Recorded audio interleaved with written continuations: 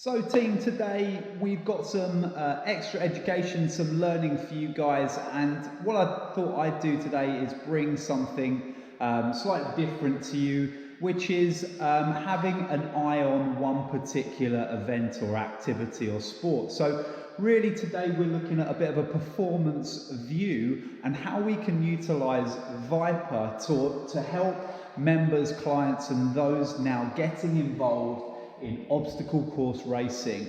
Now OCRs, obstacle course races like Tough Mudder and Spartan and all the other events out there are becoming hugely popular as a form of fitness, as something to train for. So it's something that's personal to me as well, and I've done a few over the last couple of years. It's hugely enjoyable, but also I think that you can get a huge amount of benefit by training for it using ViPR.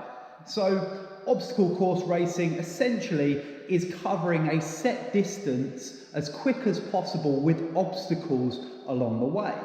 So when we look at the obstacles and we look at what's needed for an obstacle course race, really what we're after an amount of endurance. Now that endurance is muscular endurance. That endurance is at times repetitive bouts of power, so there's some power endurance there, and there is definitely an element of cardiovascular and mental endurance as well. Mobility is hugely needed to become good at obstacle course racing. You need mobility in the shoulders in order to effectively swing across monkey bars and rings and hanging exercises like that. You need mobility in the hips in order to be able to get up and over high obstacles, high climbing obstacles. So the ability to have mobility through the entire body is really useful. We also need stability. There's a lot of carrying. Again, if you're overhead and hanging, you need the stability through the entire arm and shoulder down into the torso, enabled to perform at your best. So again, stability is needed. Stability is needed for balance as well. When we're running, the terrain on OCRs is often very uneven. You might run through woodland, you might be going through water. So there is that need for stability. There's that need of, we try and couple these things up into a couple of key things. For me, it's about resilience and the ability to react. So resilience, mental resilience, and also physical resilience, being able to take the hits, keep working the yards and get through the race as quick as possible is really what it comes down to. But also that ability to react. You never quite know what's going to come up in an obstacle course race. Sometimes they don't even show you a map of the obstacles beforehand. So you have to turn up on the day and be ready for anything. Having said that, there are some key movements which come up in most obstacle course racing. There is obviously a massive element of running.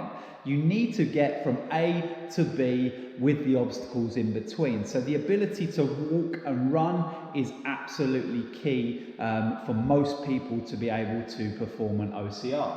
The ability to crawl, there is always an obstacle where you are getting under something, getting low, either crawling on your hands and feet or all the way down on your body in order to get under, let's say, a barbed wire or netted fence, or underneath a bridge or underneath some water. So crawling is vital as well. Hanging, as we said, is obviously vital for a lot of obstacles, whether it's a hang and a swing and getting from obstacle from ring to ring or bar to bar, or being able to swing, catch and pull yourself up as well.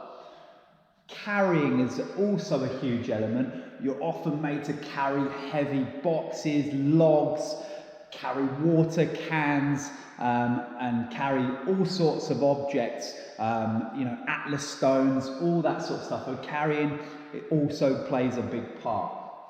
As you might have seen as well, a particular favourite of mine is the spear throw. So there's also a lot of throwing involved in Spartan and OCR races. So again, you've got to be able to have that skill. Above and beyond that, there's jumping. You've got to be able to jump up over things. Jumping is a huge element. Being able to have that power in the whole body and the legs in order to get up over obstacles is really a key factor. And also the factor of balance. If you've got that balance, it makes life easier, it makes the obstacles easier and allows you to get through the course a lot more efficiently.